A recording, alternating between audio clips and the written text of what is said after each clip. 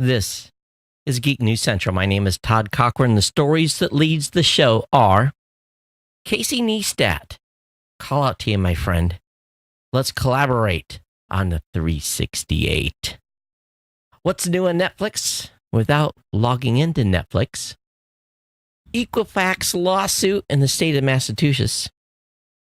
Predictions of the past come to life in a modern era, and it's not good. Facebook and its secret mission to work with hospitals in data sharing. And we're going to talk about the YouTube shooter, a closer look. I want to welcome you to episode 1272 of the Geek News Central podcast for Thursday, April 5th. The show is sponsored in part by GoDaddy.com and listeners just like you. Great deals from GoDaddy can be found at geeknewscentral.com/GoDaddy. Support this show today at geeknewscentral.com/insider or simply paypal.me/geek news. You can pick up Ohana gear at cafepress.com/Ohana store. Hey, I want to give a warm welcome to all the longtime listeners and viewers of the show. Thanks for being here. Got a great show lined up for you. This is the show before I bounce to NAB. And of course, Kirk will be stepping in for me for the next two episodes. So please take care of Kirk while I'm out. But if you're brand new, it's most important that you get over to geeknewscentral.com. And when you're on the website, it's real simple. All you got to do is subscribe to the podcast. You're going to find that on the right-hand column of the website via Apple Podcasts, on Android, on email, via Google Play, Stitcher, TuneIn, or just a standard RSS feed. The show's also on Spotify. Of course, if you have no idea what I'm talking about, just click on the more subscribe options. That'll get you connected with the show. We want you to get subscribed. That's the most important thing you can do to join the family here, join the Ohana. So take time to do that. And while you're on the website, take some time to look around, look at all the great content the writers are putting up on the website. Along with that, get subscribed to the newsletter. The newsletter link's a little bit further down on the page. And basically, the newsletter contains everything that I'm going to talk about during the show tonight, with all the links and everything that you're going to find in the blog post. But again, we're live on YouTube Live. We're also live on Facebook. You can always tune in at live.geeknewscentral.com. Got a little early start tonight. I read it. Welcome to the show as well. I'll watch it on Facebook. So we get a little early start. And largely because I'm trying to get everything wrapped up, clothes washed, finish packing so I can get out of here. But most importantly, just drop me an email on the show. If you got a comment today, geeknews@gmail.com. And of course, you can follow me on Twitter @geeknews. You can join our Slack channel just by sending an email to me and say, hey, Todd, I want to join the Slack channel, and I'll add you to it. You can follow on Google Plus or Facebook. You can watch this show on the Roku via the Tech Podcast channel or on the Apple TV just by searching for Geek News Central. You can listen on the any smart Amazon device, including the Echo. You can do it on Google Home. You can do it on a Microsoft Cortana device. All you really have to do is tell one of those devices to play the podcast Geek News Central, and that's going to get you started. Of course, the show can be found on Stitcher and at blueberry.com as well. So all those places, real easy to grab the podcast and listen, watch. There's lots of ways to do this. There's no excuse. So we're really everywhere that you are today, as far as basically producing the content. So, do want to just remind you guys of our partner shows, No Better Than Average with Jacob and Jeff, The Gadget Professor, Mr. Don Bain, the Pro Gear site being written by my team at progear.guru. We've got the new media show that's co-hosted by myself, Mr. Rob Greenlee, and of course, the Podcast Legends show. This show would not be possible without our good friends over at GoDaddy.com. GoDaddy is the longest running continuous sponsor of a podcast, this podcast, and we want to thank them for their ongoing longevity and support in the show. I did get the information from the GoDaddy team today, how we did last month on performance. I do want to thank each and every one of you. We came in kind of right where I thought we would be numbers-wise, so that's the most important part. But always to save money, you're going to want to definitely go over to geeknewscentral.com/GoDaddy. That's where all my codes are at, whether it be a 99cent.com, 30% off a new product purchase, whether it be $1 a month economy hosting with a free domain for the first year, or $1 a month managed WordPress hosting for the first year with a free domain. Those are all available, again, at geeknewscentral.com/GoDaddy. If you're a business, you may want to look at that 1-month free trial of GoDaddy Website Builder, your choice of personal business or business plus plans.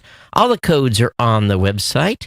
Just grab the code, use it on GoDaddy at checkout, or just click on the link to lock in the savings immediately. That's the best way that I want you to do that. You can always enter the promo code too at checkout, but that way, if you think about it and you don't completely decide and you come back in a couple of days, your friend here at Geek News Central still gets credit for your sale. So again, geeknewscentral.com/GoDaddy.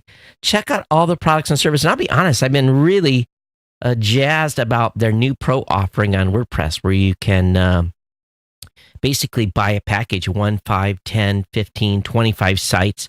So it really will scale up for the majority of you that maybe have more than website out there. You can have multiple domains tied to a single hosting account that kind of saves you a little bit of money over the long haul. It also allows you to make sure you can use that 30% off code. That's a big savings.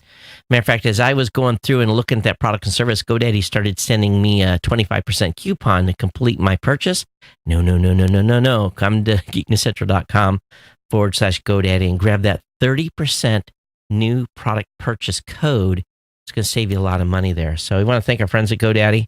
And again, the place to go, geeknewscentral.com/GoDaddy. So, hey, everyone, welcome. I got a lot to go through today in a hurry. Kirk knocked it out of the ballpark with the show prep today. We got a bunch of stuff, some really, really hard-hitting articles I'll get into here in just a moment. But I saw an announcement today by Casey Neistat.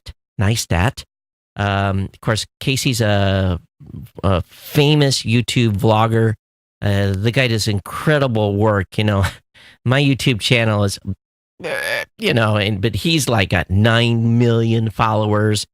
And I've talked about him on the show a few times, but today he announced this new initiative. He's rented a huge building on 368 Broadway in New York City, in Manhattan. And of course, the new project is going to be called 368, and they're going to be doing everything. They're going to be doing videos. They're going to be doing podcasting. So my hope is, you guys know me. I run one of the largest podcast hosting companies in the United States, and I'd love to work with Casey and get him some great tools and services and advertising and everything that goes along with having a successful monetized podcast. And Casey, if you're listening, I'm not a YouTuber, but I am a podcaster. And been in space a long time. And let's talk. Getting ready to head to Vegas for NAB. If you're going to be in Vegas for NAB, if you're going to come out and check it out, stop by our booth. We're at South Upper 6113 PP for Podcast Pavilion.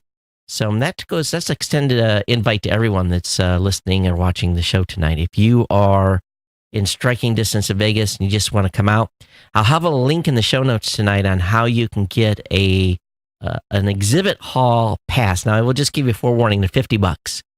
But if I'm just going to tell you, if you come for the day, you're going to be blown away. It is an incredible, you're not going to be able to see it all in one day. Let me just be straight up, okay? But I'll give you the link, information on where I'm going to be hanging out. Actually, Tuesday, if you're coming looking for me Tuesday, I've got live interviews, TV. I've got a whole bunch of stuff scheduled Tuesday that's going to have me out of the booth probably more than 50% of the day. I'm going to be live on Don Bain's show that he's going to be doing from the Live View booth. That live stream will be up all week on geeknewscentral.com. So the embed will be up on the main page of the website. You'll be able to come to the website anytime or over at thegadgetprofessor.com and watch Don's live show from Vegas. It's going to be an exciting. He's doing like 6 hours live every day of the show. I'm scheduled to be on a couple of times. Then I'm going to be on NAB Live twice or 3 times. So, yeah, it's going to be a very, very busy week. The suits are packed. Yes, I'll be at least one day sporting a tie. The rest of the time, it's a sports jacket and a little more formal wear than what we wear here in Hawaii. But this week's really been all about having getting last minute meetings wrapped up, working on some presentations. I think I finished a 52 slide presentation for a team. Doing the press reach out, working my schedule. So it's been busy, but I am 90% packed and ready, and looking forward to doing NAB next week. So again, as far as the schedule goes, Kirk will be here with you for 2 shows, and then I'll be back with you. I fly back to Hawaii. I literally throw my stuff in the washing machine, do a quick turn and burn, and then I'm out to the East Coast for 3 weeks. So I will be bouncing around and doing the show from the hotel room, and not scheduled to be back here in Honolulu until May 6th. So from here on out, for the next month, no video. This will be the last video show until I get back, unless I throw something together or something. But just be advised, it's all audio. So those of you that watch the show, for the next at least 8 episodes, you need to switch to the audio portion of the podcast. So just a heads up there. All right. Okay. And Reed, I'm glad you're getting better. I know that you were fighting some medical issues. I hope your noggin is feeling better. And for those of you that are joining us live, either on YouTube, just make sure you say hello. Definitely want to hear from you on the show, and I'll catch you as I catch can here. But that's going to wrap. Let's go ahead and get into the content. And I appreciate the feedback on social media that I've been getting. A lot of feedback's been coming in on the show via social media. So I do appreciate that. Hey, so a couple of things before I get into a heavy-hitting article. Kirk found this cool article on our resource on how to find everything new on Netflix at any time without using Netflix. You know, sometimes Netflix gets you into a pigeonhole. And I'll find it if I load my kids' profile when I go into Netflix. Sometimes I see stuff that has never been presented to me. But, recently added has stuff. But sometimes it seems like stuff is missing to me. But considering check out new on Netflix. And it's usa.newonnetflix.info. As its name implies, the website tracks all the latest, not necessarily the greatest content arriving on Netflix, but it has a list and also talks about what's Netflix has opted to remove from its service. So all television, all movies are there for those of you that are digging through and wanting to see. Great resource. Good catch on that one, Kirk. Definitely appreciate it because it went into my little, bookmarks of stuff that's cool that I want to continue to review. Also, I've talked to you guys a lot about Equifax, and I wish they would be sued out of business for what they did, and the security protocols they had in place was horrible. But a Suffolk County Superior Judge, Kenneth Selinger, today made the decision to deny an Equifax motion to dismiss the suit, which focuses on a security breach, of course, which exposed 147 million of us credit information. And so the state of Massachusetts has got the go-ahead to proceed with this. And this is big. This is huge. I think this is a big win for consumers. And I hope they pay dearly. I really, really do. I hope that they're forced to write a massive, massive check to lots of people, lots of class action lawsuits, lots of state lawsuits. There needs to be an example made of these companies when they do this. So, an article I happened upon today kind of wowed me a little bit. And even I really did not know the history on this. And this article over on Wired. And I'm just going to be straight up. This thing is an eye-opener in a big, big way. And back in 1974, I was only 10. I was more worried about, riding my bike and playing outside. And, there was no such thing where I lived. Such thing is called cable TV. That was something that That term didn't even, I don't even think existed in my vocabulary. At my home when I was 10, we had a tower with an antenna, and I had 4 channels. We had we had CBS, NBC. The ABC channel was really hard to get, and I think maybe one other. So the ABC channel was about 60 miles south of us, and the NBC and CBS channels were about 40, as a crow flies. And we had a little marker on the antenna, and it's the rotary, and it would turn the antenna towards the TV station, and we would, if the signal was getting a little funny, we would tweak it, and we get the signal to kind of clean up, and if you were lucky and there wasn't a thunderstorm and conditions were right, you got a pretty good television signal. The ABC channel, I remember, was always had Olympics back in those days, and you could never watch Winter Olympics. It was off, and I'd sit there about 3 inches from the TV trying to watch the Winter Olympics. But 1974 was the time of the Nixon administration. So in a stunning, and I have to say this is a stunning 1974 report, the Nixon White House Cable Committee foretold that the new telecom platform known as cable would eventually be a monopoly service wherever it was offered. The committee, whose membership included Mitt Romney's dad, George, and which was staffed by a young Antonian Scalia.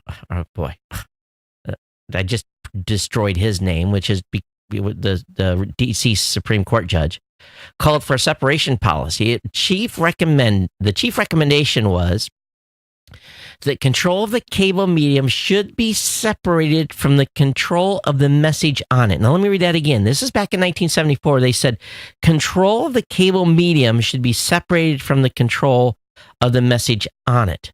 A federal mandate along those lines was urgently needed if the achievement of a new relationship between government and the private cable medium is not anticipated but left a chance, the free flow of diverse information and ideas as protected by the Constitution could be endangered. This was the committee's thought in 1974.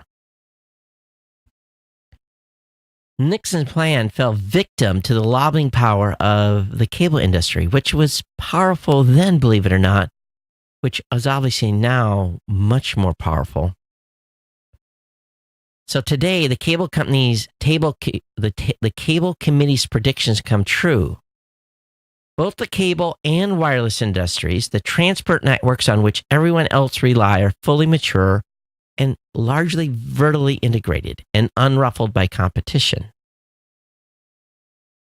And now there's plans to erect separate kingdoms. This is from Wired. This is incredible.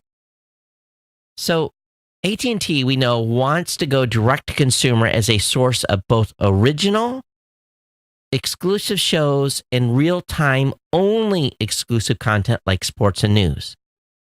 Now, for them to get as much revenue as possible and perfectly target ads, they'd like to avoid middlemen and directly control data about everything you're doing and watching. Now, we know AT&T is fighting the Department of Justice. AT&T wants to acquire Time Warner so as to control HBO, CNN, Warner Brothers, and other key sources of original content. And the DOJ is sued to block the deal. Remember, AT&T got broke up before. They were known as Ma Bell largely. But AT&T wants sympathy for its market disadvantage against vertically integrated video content suppliers like Amazon, Netflix, and Comcast, NBCU. Now, they have this definition called FANG, F-A-N-G, FANGs, Facebook, Amazon, Netflix, and Google. The difference between those and AT&T and Comcast, in America, AT&T, Comcast control the hardware. Use to transport information to those of us that are subscribers. The vast majority of FANG, Facebook, Amazon, Netflix, Google revenue and strategy stem from the software content business. So it is Wired's stance that there's no need for a single company to control both the medium and the message. But we are a long, long, long way down that rabbit hole already. Once you allow transport networks like AT&T to Comcast to also own content, and then allow those transport networks to merge, consolidate, and divide markets among themselves, you know what happens to us. We end up with no choice. And then you have local monopolies that control pricing, are reluctant to upgrade, may not get us higher speed internet. We have to admit that, and I tend to agree, that the $85 billion AT&T Time Warner combination is going to make an already situation worse. Because what have been allowed, previous administrations have essentially allowed vertical integrated exclusivity between these huge transport providers. And the only thing that's going to save any of this is potentially muni broadband. And if this merger goes through, we'll once again have a narrowing of who controls the hardware, controls the pipe, controls the content. Some of us do not have choice. So we still have the internet. But what happens when AT&T says, okay, in order to get internet, you have to take our content package? You can't separate them. It's going to leave less dollars for you to have alternative connections. Now, the good part of this story is these closed worlds are brittle, and they can be undermined when a reasonable, attractive alternative gains traction and when people get pissed off enough. So again, municipal fiber networks are important, and why we should all be big-time supporters of this, because once the cable is completely controlled and the content that is controlled that goes down it, except for maybe what you can put in a browser, that's kind of scary. But if you have the separation of state and church, with the state being, in this example, the content, and the church being the pipe, you separate those two again. There's going to be no separation of carriers anymore. That's not going to make sense. The only way we can do is work around them. And what's amazing is what that committee said in 1974 looks pretty reasonable and pretty understandable if you look at things today. And the question is, do we risk the chance? We're already being force-fed. My wife was watching the news tonight. Turned on NBC with Lester Holt or whoever that guy is. And I was having a bowl of soup, getting ready to do the show, and I wanted to throw up. It's such a narrow focus amount of information. Basically, I'm living in the podcast world where I'm listening to Adam Curry, the Daily Source Code. I'm listening to all these great narrators and people that are looking at everything that's being talked about and stuff that's going on in the world that you'll never hear about on any news channel or it's amazing how much control the media has at this point, and the narrative that they fire hose down our throats day in and day out. It's not, to me, at this point in the juncture, the media has really caused a lot of hate in this country. It's amazing. It's really, really amazing. And I'm like, what? And having not watched any mainstream news in quite a while on any right, left, middle, doesn't matter, and only really kind of been on the net and listening to podcasts, it was perfect timing today, Kirk, on this article, finding this thing, because it just so much shows the light of everything that is going on. I got done. I said, that's it. We're done. I said, enjoy your last month of broadcast world. When I come back, the cord is, we're done. We're going to cut. And it's worthless. Most of this information they're putting out is just absolutely worthless and biased both ways. So I don't know. I don't know what the answer is here, but we are already in a situation where we used to be a lot more free thinking, I think. I don't think we are so much anymore, to be honest with you. But anyway, I'll let you guys read it. The link will be up in the show notes. You want to check it out, please do. And it's amazing, the foresight these people had on what could come. It's really amazing. Now, we've been talking a lot about Facebook on the show, and I'm honest, frankly, I'm kind of sick of it. But boy, they just keep stepping in cow pies.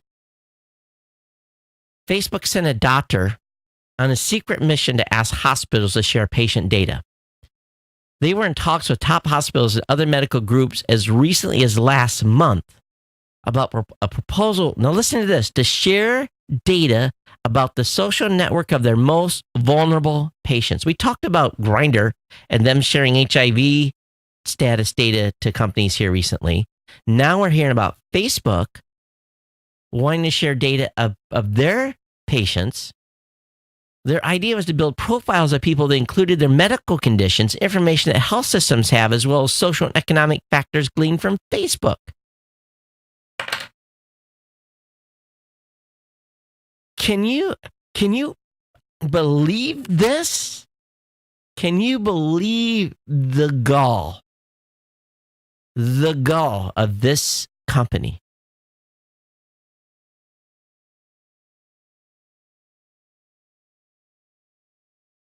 Of course, it went on pause because of Cambridge Analytica. This work has not progressed past the planning phase. We've not received or analyzed anyone's data, but the simple fact that they were talking about it, if nothing up to this point has caused you to sit up in your chair. Let me say that again. Their idea was to build profiles of people that included their medical conditions, information that health systems have that's HIPAA data, very, very private, as well as social and economic factors, how much money we make, who we hung out with, what our political persuasion was, and share that with, and combine this with data from hospitals? I'm having a very hard time keeping this show family safe tonight.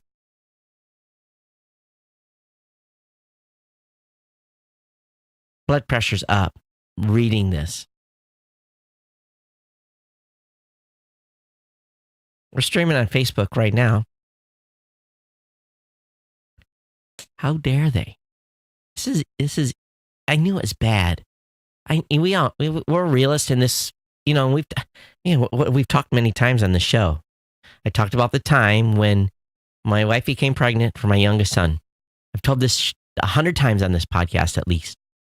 We were still in the Navy at the time. She went to the mini mart, paid cash for a pregnancy test kit. She came home, took the test. Yep, we're pregnant. 2 days later, she went to the base hospital to have the same blood test done there to confirm it. Got her prescription for neonatal vitamins, got all set up. And 5 to 6 days later, in the mail arrived a congratulations Cochran family from the Parent magazine. And we'd been out of the baby business almost 7 years at that point.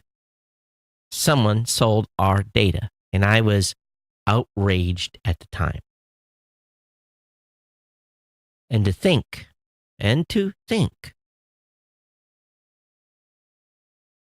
that this is just the next step.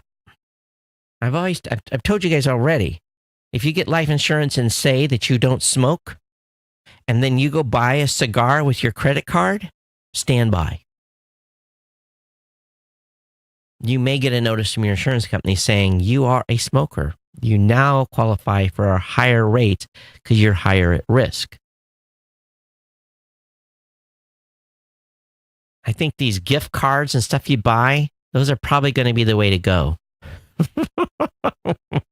For buying stuff that you don't want tracked back to you. But then again, you have to give your name and your information when you buy those anyway, in most cases, so probably they know it anyway. Wow. At the same time, Facebook today updated its terms and data policy. And according to the folks at Gizmodo, they say, good luck understanding it. They've decided they're going to cut back on the amount of phone information they're collecting. They're going to cut back on how long they keep your data. On top of that, Cambridge Analytica says they had 30 million records, not 87 that Zuckerberg said they had. They can't count. They said they're licensed data for no more than 30 million people. And we know as well that scammers abuse Facebook's phone number search. And Facebook was warned by security researchers that attackers could abuse its phone number and email search facilities to harvest people's data. One security expert told the BBC that this attack had been possible for years. And it allowed scammers to basically use information that Facebook had in their API data to pull information out. They could type in any phone number, even one they'd made up, and link it to a person's profile. How many times have you had your phone ring and you say, who is that? And you went to Google and searched. I did it tonight. And it turns out it was the place I do get a haircut at. They was confirming my appointment for tomorrow. But I didn't recognize it off the top of my head, and I Googled it and said, oh, it's the barbershop. A lot of instances where people don't want their telephone number being associated with them. But if they have this data in Facebook, scammers were able to do that and get that information. So the hits just keep coming. But they did announce today changes to events, pages, groups, and Instagram APIs. They've pulled back the data. As Mark Zuckerberg prepares to testify before Congress on the 10th and the 11th to answer questions about the company's privacy policy, they announced a slew of changes to its API. And these shouldn't come as a surprise. Facebook already announced that it was conducting an audit of all apps. And so access to events, groups, pages, and Instagram APIs is shut off to new developers. Starting today, all apps that have access or seek to gain access to the events, groups, and pages API must undergo a formal app review. Facebook is also shutting down part of the Instagram API, which is really scheduled for shutdown on July 31st. Apps seeking to use Google APIs will first have to receive approval from a group admin to ensure that they're benefiting the group. Facebook will be approving access. So in other words, you run a group and someone used to be people just used to pull data out of private groups. Facebook will be approving accesses to Pages API going forward on the basis of whether the apps are providing useful service to the community, and on and on and on and on. So people have built their business on top of the Facebook platform. Change is coming. You're screwed because they are forced to start pulling back rapidly. Because stuff like today, like them going to go and work with hospitals to share medical information about their users with hospitals. Shame, shame, shame, shame, shame, shame, shame on them. They've gotten too big for their britches and they've had too much protection for too many years.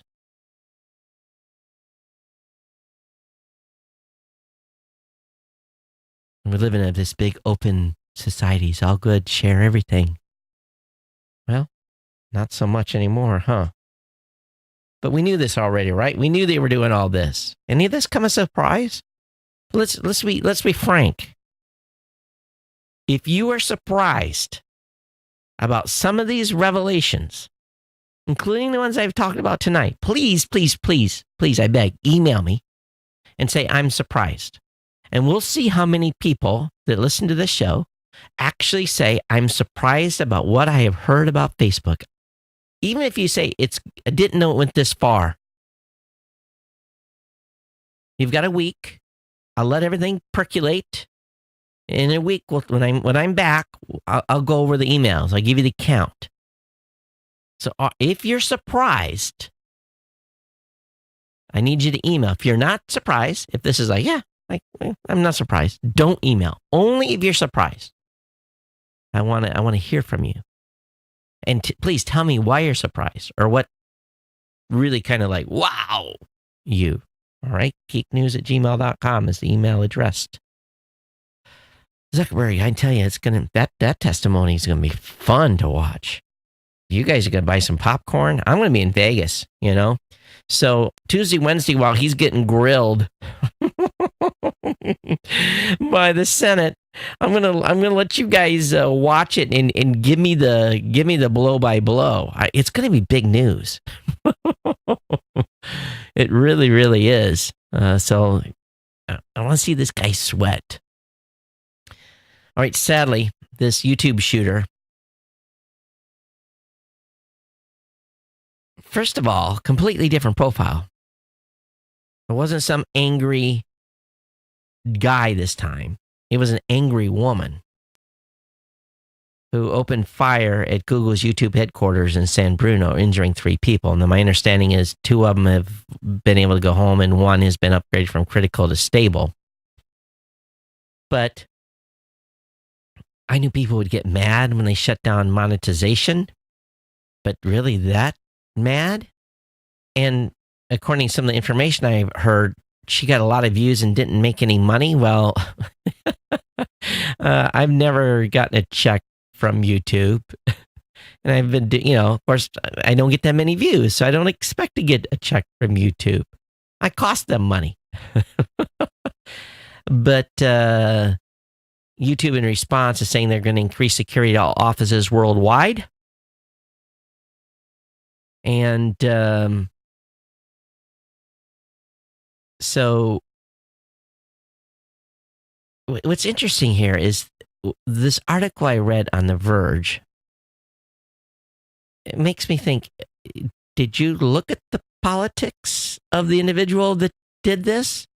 Because they say the move reflects a growing concern in Silicon Valley that the effects of an increasingly toxic and partisan online behavior may translate into violent offline actions. Except for this time,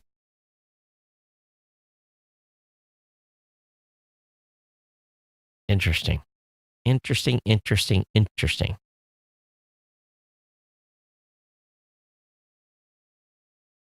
she shot herself. That's surprising. Women usually don't shoot themselves.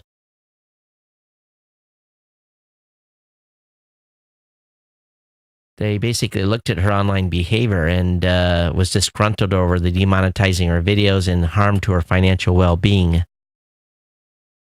She called the practice censorship, saying in one video, "There's no free speech in the real world, and you'll be suppressed for telling the truth that is not supported by the system." No one suppresses my speech because what I put on the internet is on my platform. I own it. I own geeknewscentral.com. And if I was hosting somewhere else in the company that I own, if they took my content down, I would put the media up on my own .com, and I would not be censored.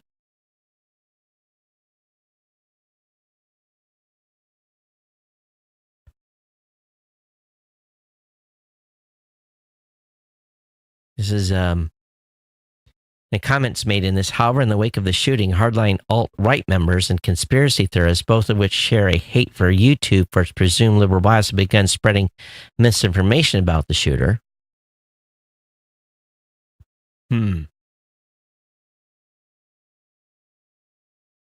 Well, we'll see what happens here with this. There was an email that was sent out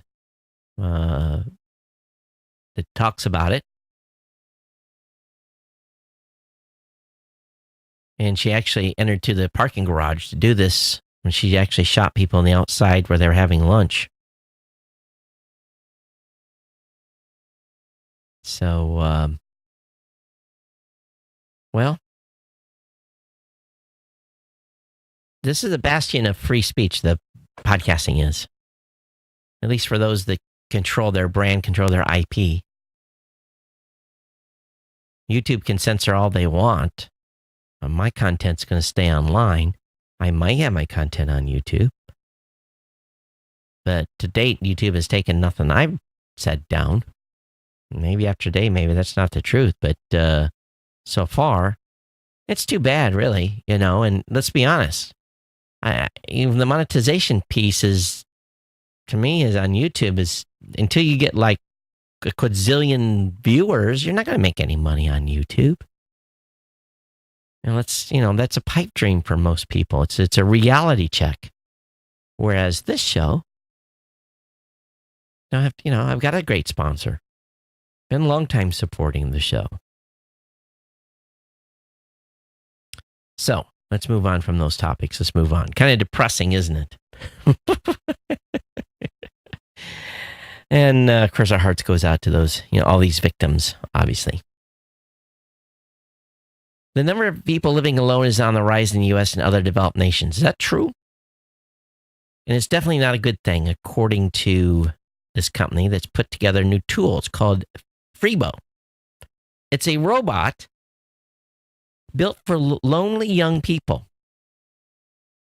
Researchers from Korea think so. They've developed a prototype of robot called Freebo that encourages young people to text and call one another.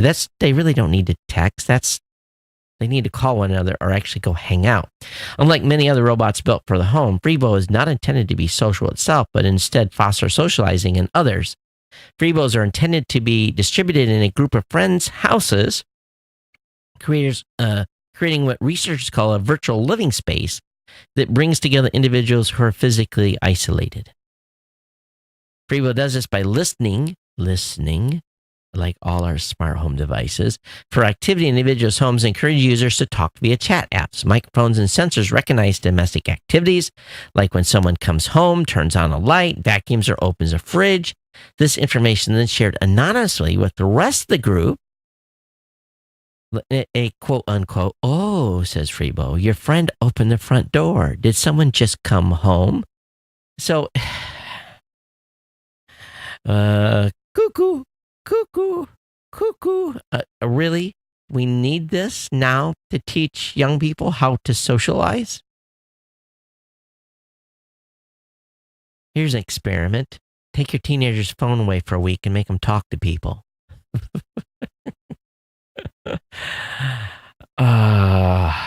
Okay, using tech to get people to be social again? No, they'll end up talking to the device.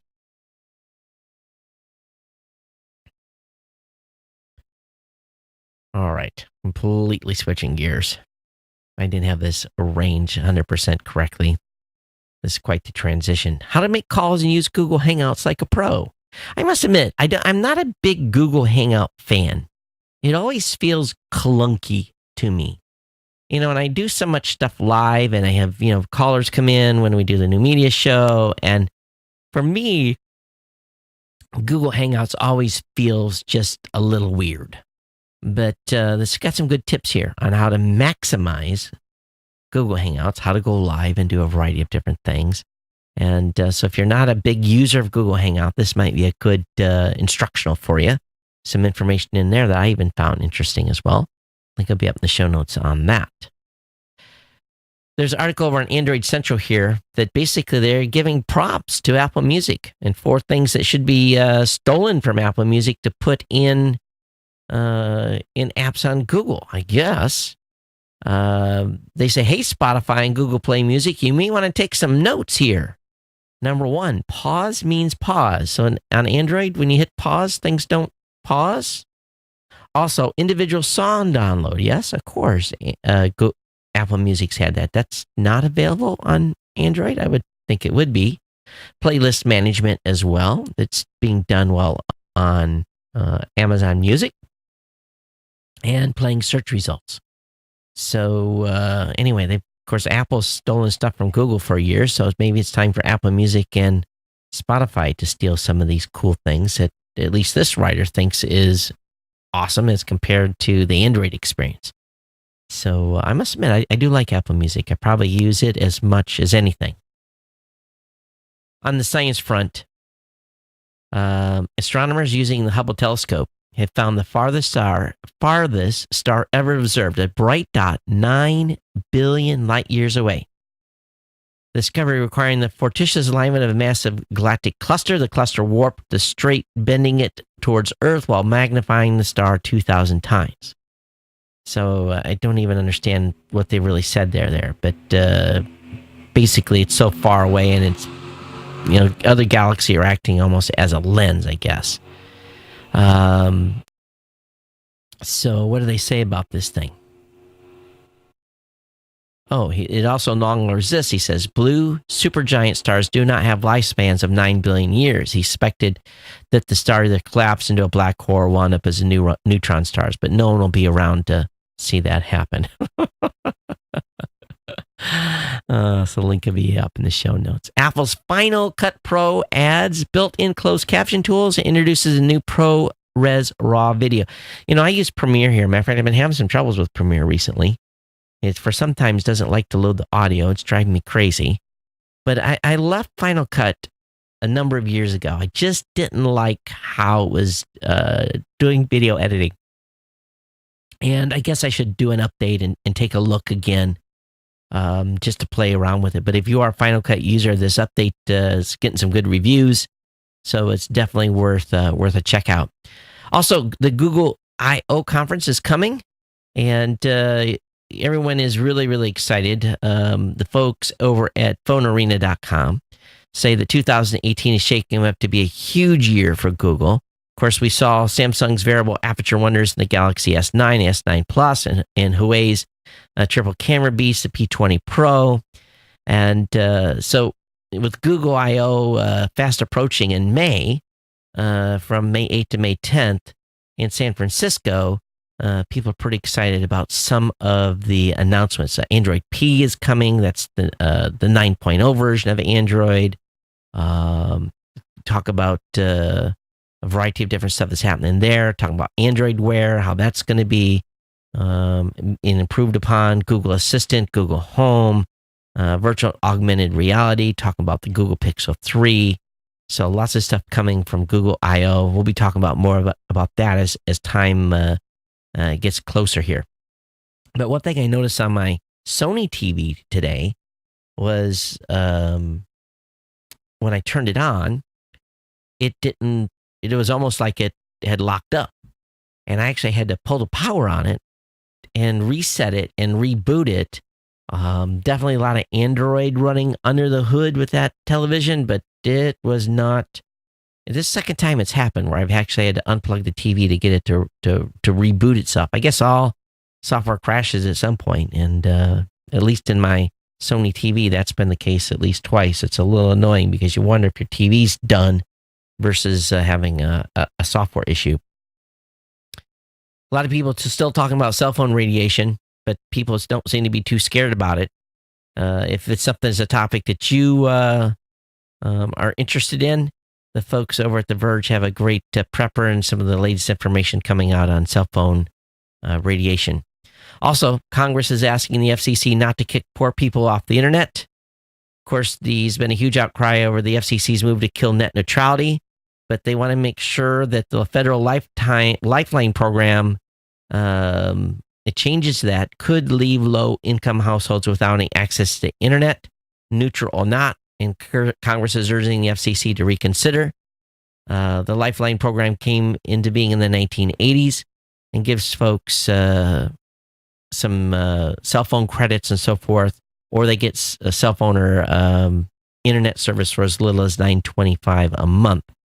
But the FCC voted last year to add limitations to the Lifeline program, so we'll see what they do here. But one of the proposed changes that folks are up in arms with, it could cause 70% of Lifeline subscribers lose their coverage, includes, what does it say? What caused, they don't list. How come they don't list in this article what the change is?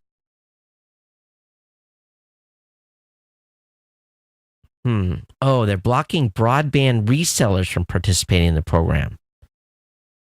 And they say that currently that's the bulk of the available service, though, that's available. So for the most part, ISPs aren't interested in providing service to Lifeline customers. Of course, they don't want to give anyone internet for $9.25. So they want some answers on how they're going to address that.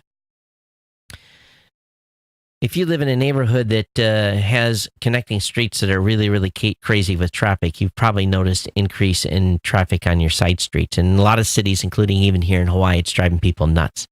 People are not happy that people have found ways around their neighborhood to beat the traffic, or at least try to beat the traffic. I've been guilty of it myself. I've used ways to try to find my way through horrible traffic jams just to save 15 minutes, and it's worked. But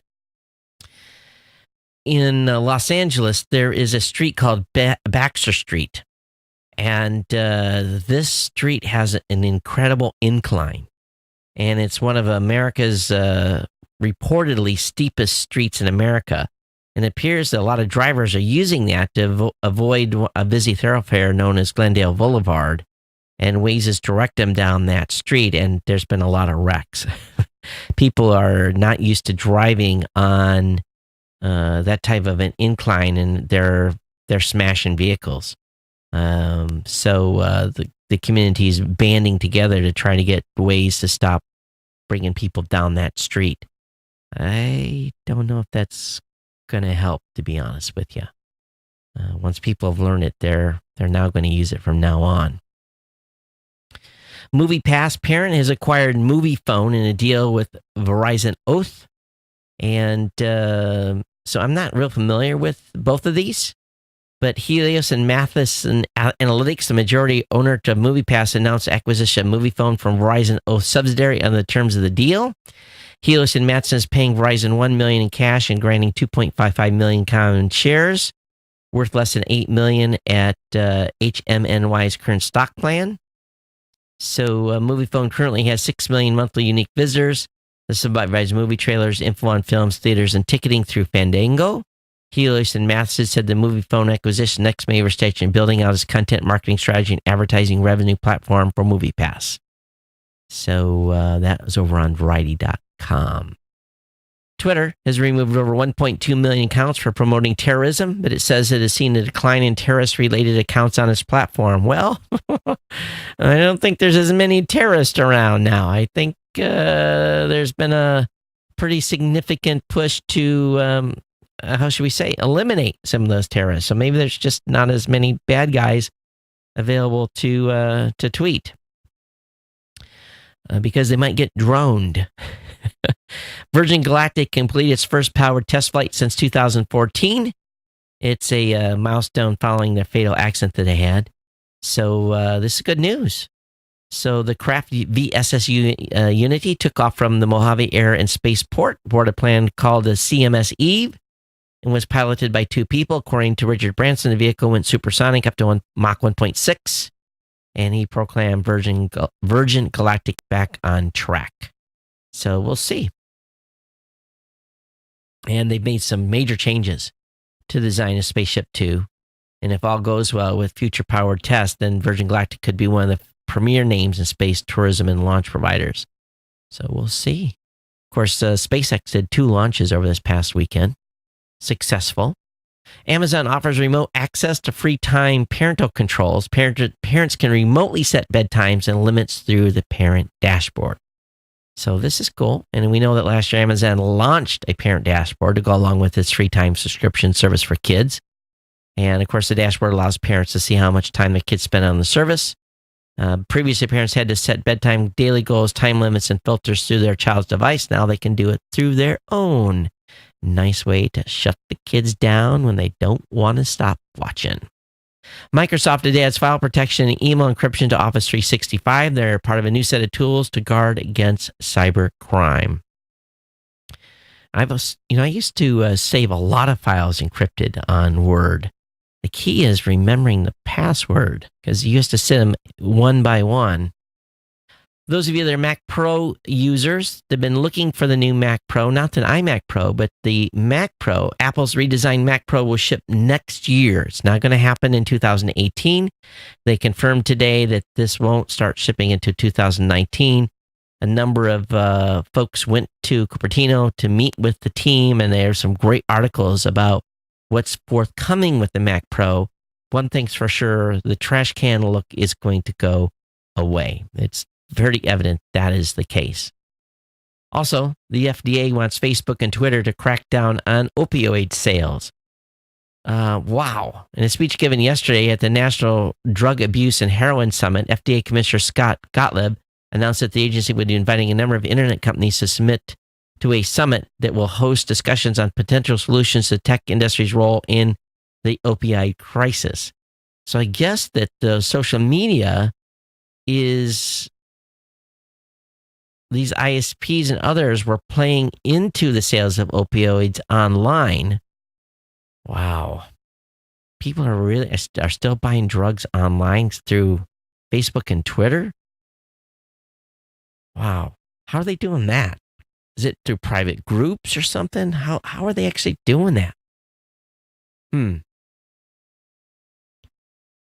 Companies like Twitter and Facebook have responded to government pressure in the past. You know that ISPs and social media companies crack down on the sale of course, child porn. Yeah, of course, when they've been forced to. And after President Obama pushed Facebook to halt person-to-person gun and ammo sales, the company changed its community standards to effectively ban the practice. Can't believe they don't already have a ban on drug sales, illicit drug sales. If you've shopped at Sears or flown on Delta, customers may have had payment data exposed. Credit card information for Sears customers was compromised. Delta isn't 100% sure. So, it's been a tough week for exposing customer data for the personal info. 150 million Under Armour users to their financial data and 5 million Saks, Lord & Taylor customers. Even Panera Bread. I got a LifeLock announcement on that today. Left personal information for millions and users unprotected on its site. So again, Sears and Delta are the next ones to fall victim here. How come these companies can't get personal data locked down and encrypted? I really don't get it. Netflix is going to launch a reboot of Lost in Space on April 13th, and you can expect a much darker, more intense tone than lighthearted feel of the original 1960 series. Of course, Lost in Space was a CBS show that ran between 1965 and 68, which overlaps with the NBC run of the original Star Trek. While Star Trek focused on military-style crew, Lost in Space examined the space journey's effect on the Robinson family, who were on their way to Alpha Centauri, the nearest star system to our own. The Netflix reboot, first and so far only season, will include 10 episodes. Already made some changes to the story, including swapping the gender of one of the main characters, Dr. Smith. So the Netflix trailer was released March 6th. I did see that. So we will see where this goes. I hope it ends up being a good series. I like space series on Netflix in these outlets. You ever get bored while you're online? Not spending as much time on Facebook? Well, there's 15 fun websites for instantly beating boredom online. One of them's called The Secret Door. Dun, dun, dun. Museum of Endangered Sounds. I need a prompt. So, okay, what does that mean? NSA haiku generator. Sketch something daily. One tiny hand. Two kinds of people. So anyway, there's just some fun sites to goof off on. Link will be up in the show notes. Have fun. Hearing aids are getting the smarter think artificial intelligence health tracking. I'll tell you, when we've been talking about hearing aids for a couple of years from coming out of CES, and companies like Bose and Harman are pulling resources into augmented hearing and hearable devices that do really more than improve sound. And we see some that we saw some of the stuff at CES. So if you wear a hearing aid, and if you've had one replaced soon, you know that they've got Bluetooth. You can answer your cell phone with them, but it's going to go much, much beyond what it is already. And, those things the really good ones are like $5,000 for a pair. So they're going to start packing a lot more tech into hearing aids. If you want to see what's coming, definitely check out the CNET article, all right? BBC News is reporting a trash robot that cleans up Chicago rivers rubbish. When you see this robot, it's pretty cool. There's a video on it. It's 1 minute and 25 seconds. Well worth watching the video on this trash robot. And I think we need more of these things. I think we need some of these out in the ocean. We've got lots and lots of bad stuff in the ocean. We need big robots out there cleaning up all the trash that's in the ocean. Science.com or sciencemag.org is reporting a swarm of black holes maybe lurking in our galaxy's heart. And at least 6 of those X-ray sources, aka what they think they're seeing from our galaxy, 6 signal sources look like there could be 6 black holes at the center of our galaxy. So very, very cool. A little bit of cool science here. Don't worry, you're not going to get sucked up anytime soon, but it's fun to see this. All right, you knew this was going to happen. Your Alexa and Fitbit can testify against you in court. Well, one guy, his pacemaker dimed him out. He had a house fire. He said he was asleep when the fire started, but yet there was a smell of gasoline had been used in multiple places in his house. And when police pulled his information, no, he wasn't asleep. But this is just the start. Lots of different cases going on here where people are getting busted by their devices. It basically lots of information is being collected by our devices, and something to do with the Fitbit showing movement, and instead of they said that they'd been stilled or tied up. All kinds of crazy stuff is being determined, not only from Alexa and Fitbit. Sorry, I just triggered your devices. The Apple Watch just recently said to provide clues in a murder trial. An Australian alleged murder victim was wearing an Apple Watch. Police say the data on it contradicts the accused version of events. And so it basically showed what was really happening, what's going on with that person up until when they got killed. And the claim was that her mother-in-law had been followed by a group of men and had argued with them for around 20 minutes outside of her home. But instead, they said that the woman's emergence from the home at 10:10 p.m. was inconsistent with the Apple Watch data recording physical activity and heart rate numbers. The data suggested that she'd gone into shock around 6:38 p.m. and certainly been dead by 6:45, well before the daughter-in-law notified authorities. So she'd been dead a few hours before she called the cops. Wow. I can't tell you how many times this has happened on the show. I was in a meeting Monday with our marketing team, and we had run through our allotment of site pictures that we have a subscription to Shutterstock, and we get so many licensed images a month on our subscription level. And our marketing team says, well, why don't you use Unsplash? They've got great articles and you don't have to give money to Getty. And, you guys know my history on Getty. And I'm like, Unsplash, what's that? Holy smokes. Unsplash is a stock image database, and it's launched an iOS app, and it's on the show list tonight. So this is a fantastic site. I used the latest article I published at PowerPressPodcast.com come from Unsplash. It's licensed, fully allowed to be used. Each picture is a little bit different, whether you have to get credit or not. I did in the article, but this is awesome. So Unsplash, if you're looking for graphics for your website, this is definitely a site that you can go to. Spotify, boy, big opening day. Sony sold about $1 billion worth of stock over the course of the opening. And the company did really, really well in their initial IPO, a very untraditional stock offering, and it may have been propped up a little bit by scarcity of stock. I think it was like $179 a share. So everyone is set back a little bit by this, especially the bankers, because the bankers didn't get as big of a cut. They usually get millions and millions and millions of dollars in this. And this time, no, they did not. They just got their consulting fee and so forth. Google Voice begins testing Wi-Fi calling features. So if you are using Google Voice, you'll be pleased to learn that according to the post on Google Voice help forum, It looks like this feature is currently being tested, which means it will likely be making its way into compatible devices in the near future. So awesome. Also, if you're a Mercedes fan, the Mercedes is saying the next C63 will be a hybrid. So I don't know that much about Mercedes, to be honest with you. I don't know the difference between a M177, M178, or a C63, or any of these numbers, or 53 series, or whatever it is. But if you are a Mercedes fan, the C63 apparently is going to be a hybrid. How many of you use password managers for your mobile phones?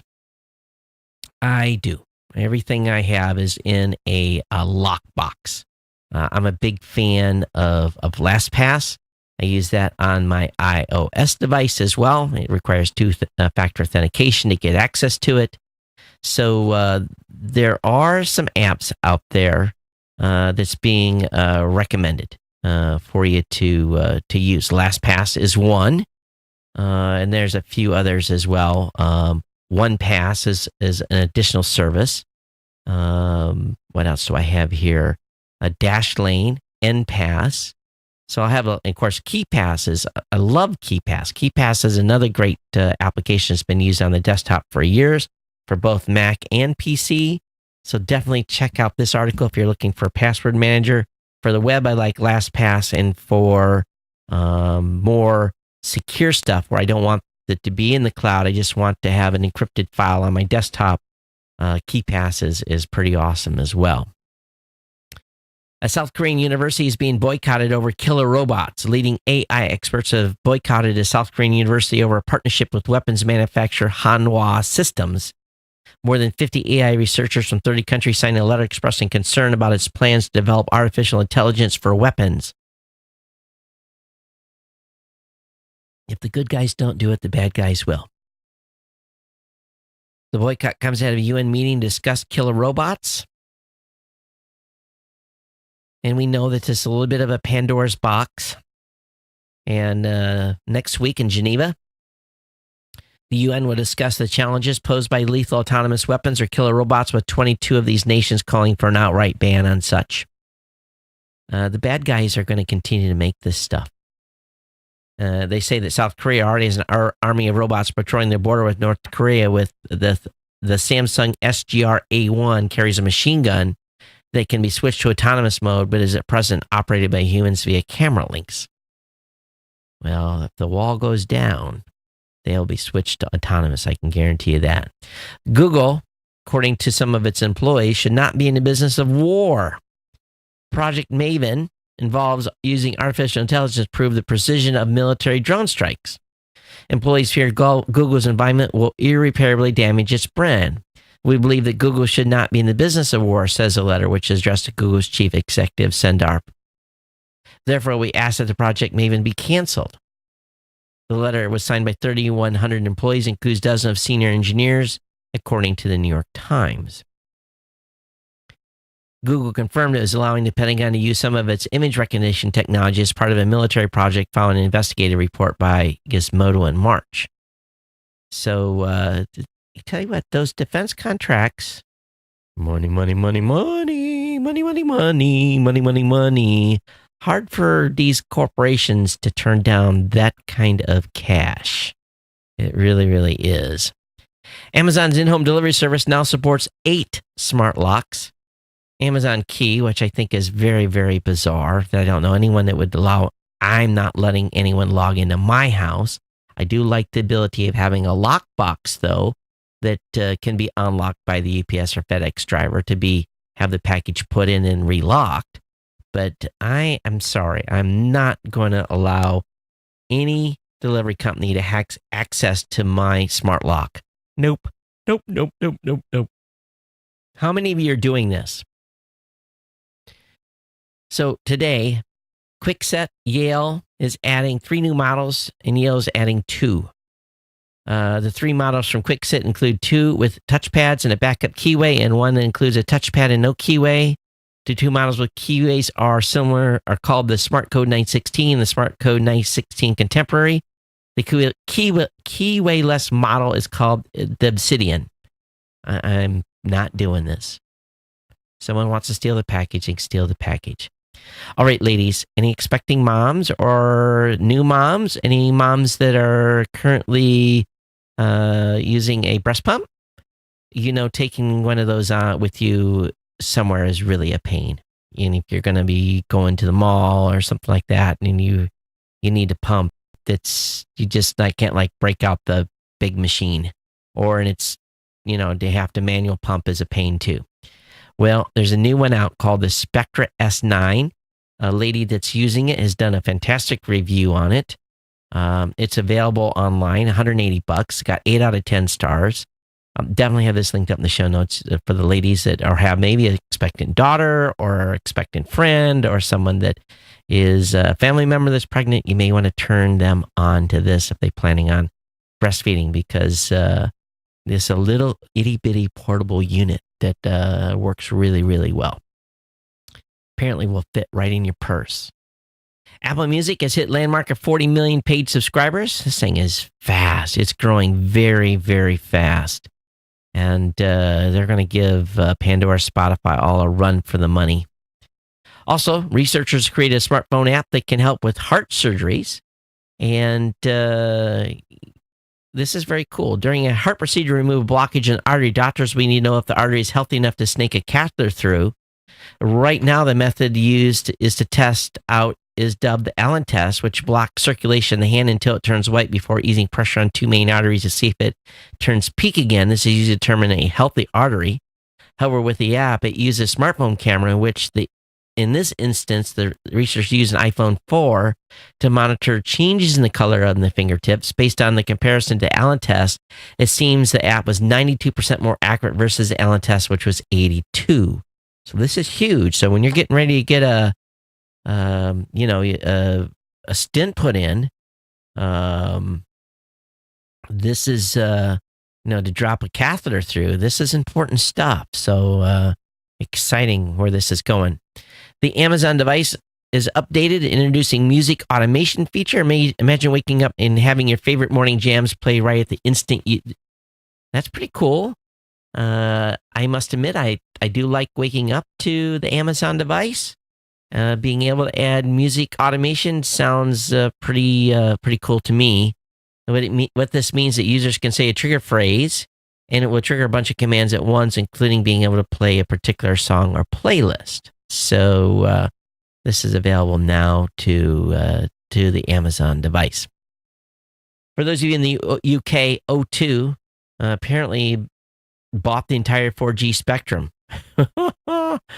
They shelled out a big bunch of money, 205 million pounds, I believe, for all the 40 megahertz of the 2.3 gigahertz spectrum, and which will be immediately available for 4G services.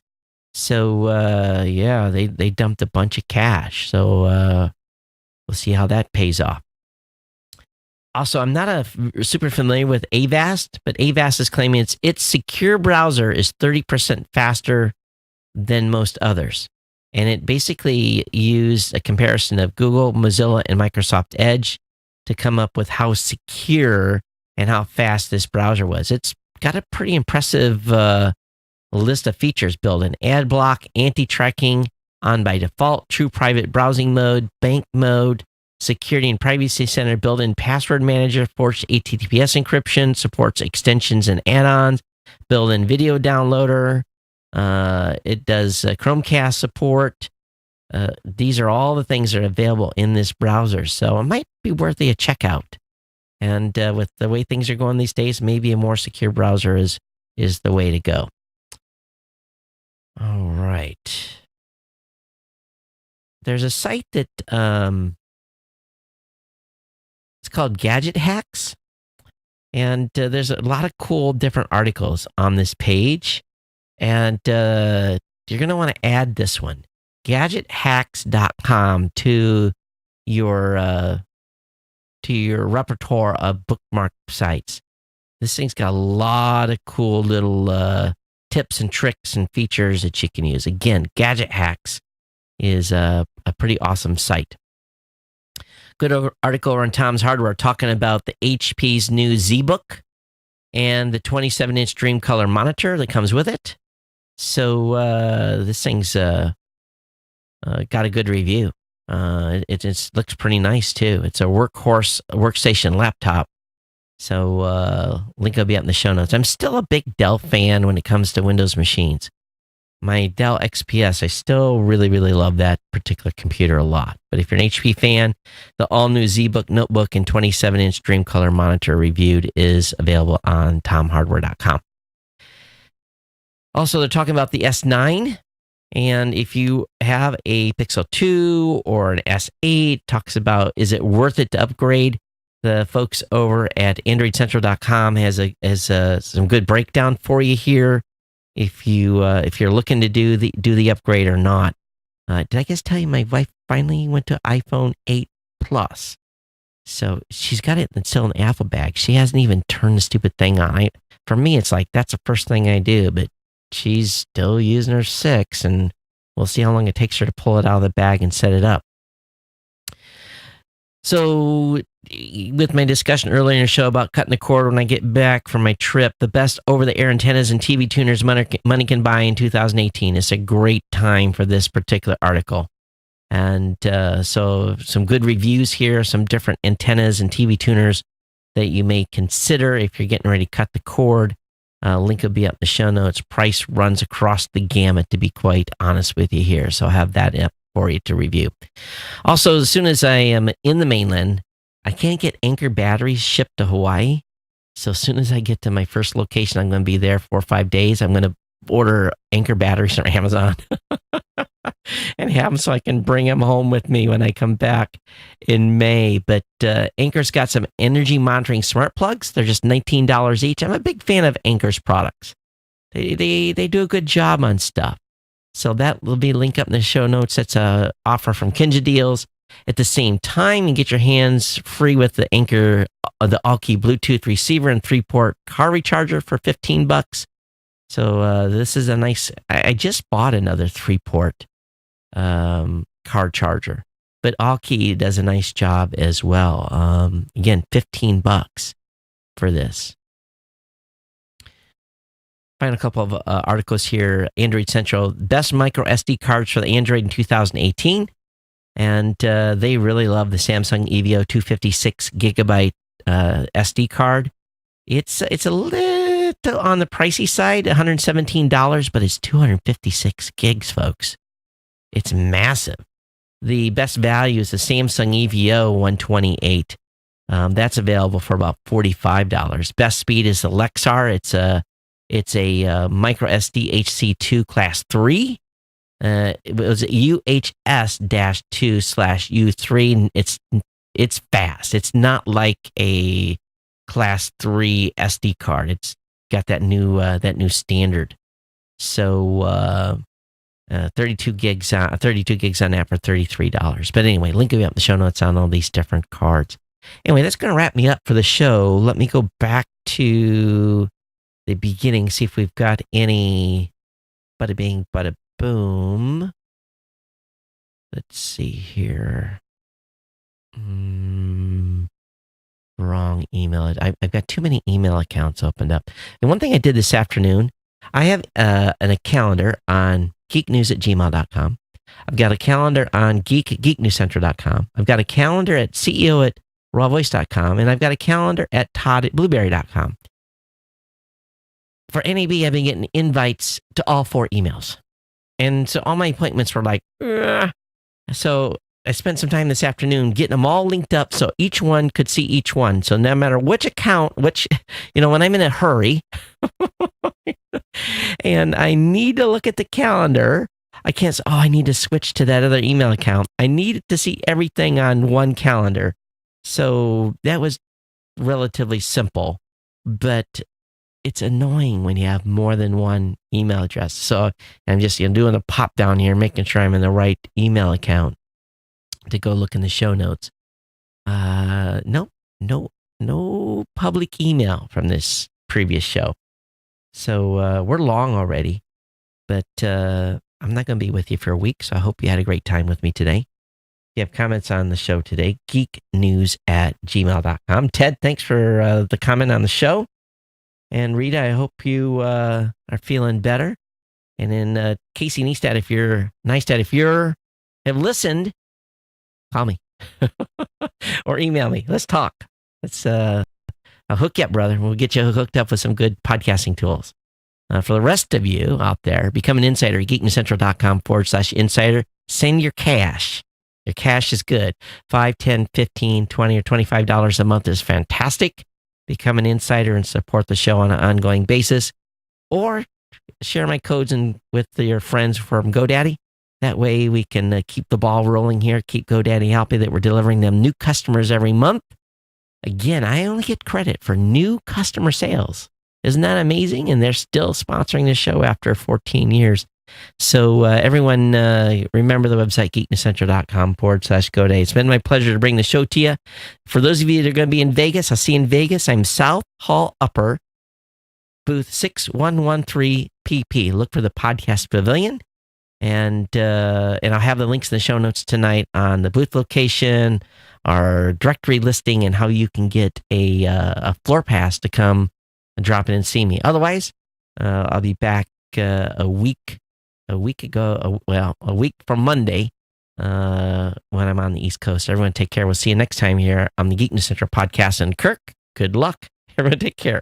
Aloha.